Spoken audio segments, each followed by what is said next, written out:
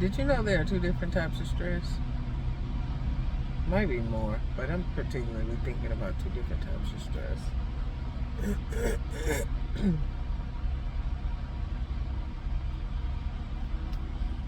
There's the stress when you're challenged with something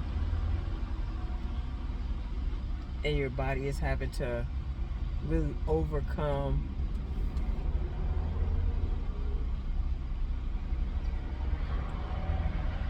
I want to use the word your body is having to overcome the norm. That's probably not the right word, but that's the only thing that's coming to mind. And then so when your body is pushed beyond its norm, there's a certain level of stress that happens because you're being challenged. But when you're being challenged and it's something that is going to benefit you, your whole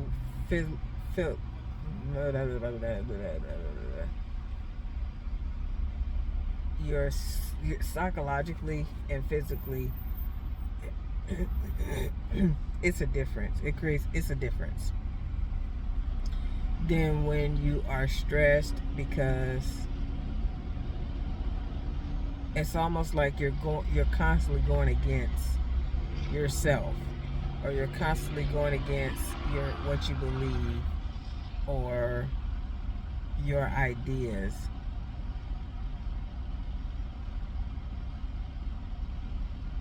When you're under that kind of stress, that's the kind of stress that makes you sick.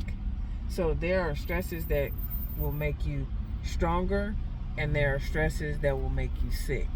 And you have to really understand the difference between the two. That's why I say all stress is not bad. It's just like all debt is not bad. There's good debt and there's bad debt. Denise? Yes. Good. Thank you so much. All right. You too.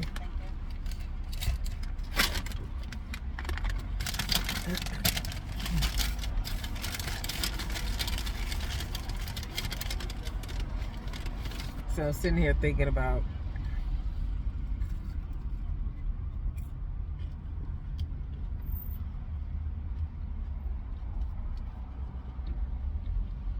the different types of stress.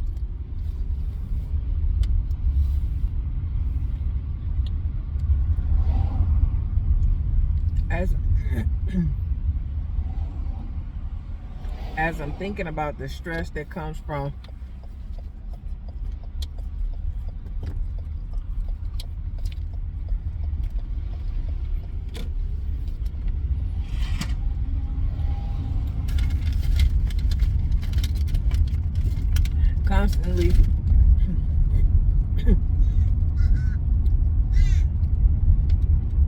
constantly going to a job that you don't want to go to every day.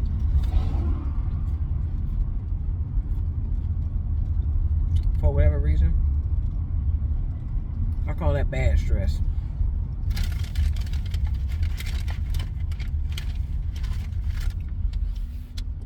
But like when you're at the gym,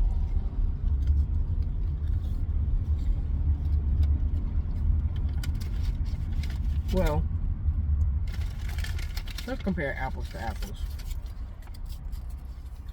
You go into a job you don't want to go to for whatever reason. I call that bad stress. But let's say you're a real estate agent and you're trying to get through a transaction and you come up against some challenging situations that will stress you. Those are good stresses. Because those stresses, they're challenging you, but they're taking you somewhere. So once you will have the stress, but once you navigate that process, you'll walk away with some information, so that the next time, first of all, you're gonna learn that you're smarter than you think you are. You're gonna learn how to think outside the box. You got to be inside the box and outside the box all at the same time, because there's certain things that you have to abide by when you are going through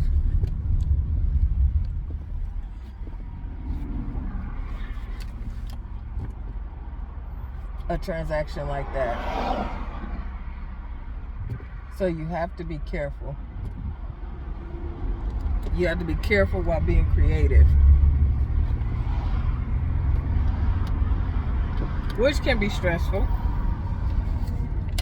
But after you've gotten through that situation, you're better, because now you have confidence in the fact that, hey, I came up with some ideas that I didn't think I could, or I conquered some challenges that I didn't know I was capable of doing.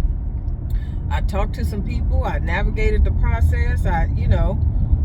You have more confidence in yourself, and you'll also have the experience of the next time you come up against something like that, then you know how to navigate it, or you can help somebody else.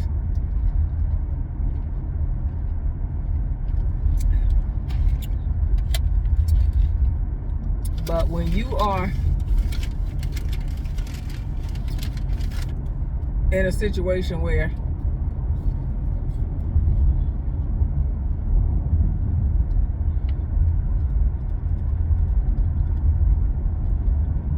you constantly feel like you're compromising yourself,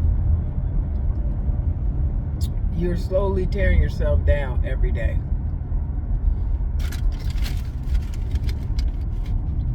There is no benefit in that. Okay, I think I'll turn right here. Yeah. There's no benefit in that.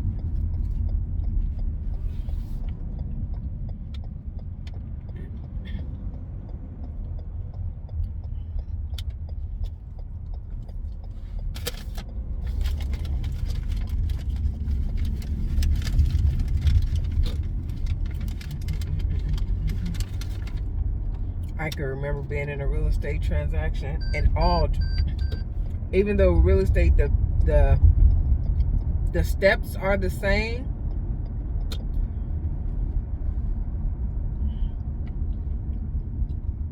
each transaction is completely different. You're going to come up against different challenges in each transaction. It might even be like super easy. A real estate transaction can be super easy.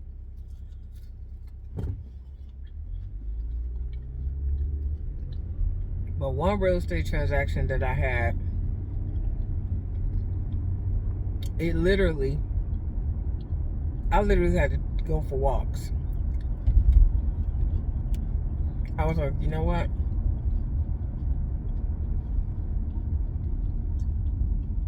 Let me just go for a walk.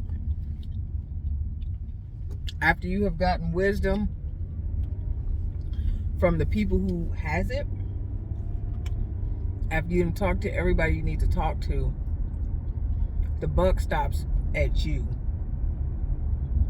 because it's your transaction. So there were many days when I just literally had to just take a walk.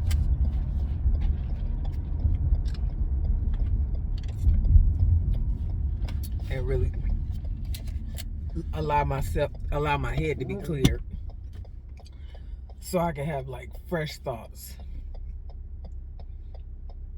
Because if I'm your agent, I'm in it to win it. I'm not I'm not trying to let this fall through the cracks. Like if this transaction past a certain point, we're gonna make it happen. That's how I feel about it. If it passes a certain point, we're gonna make it happen.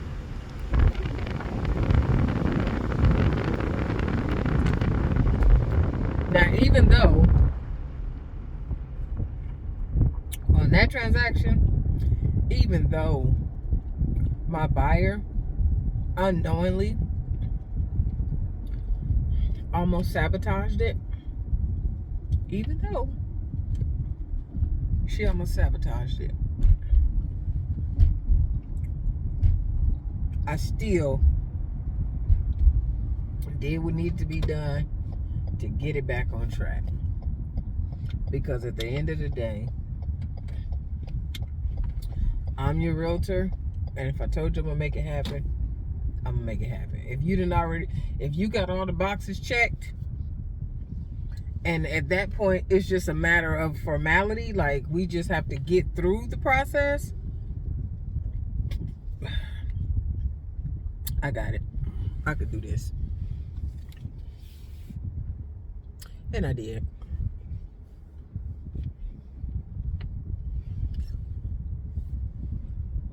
But was it stressful?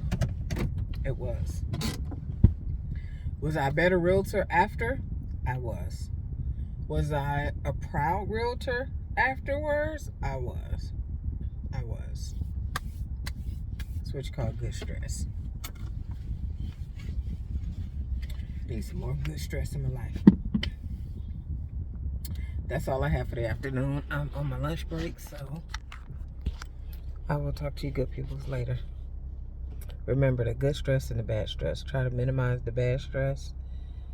I don't know if you need to increase the good stress, but just know that there is good stress and it does help. All right, bye.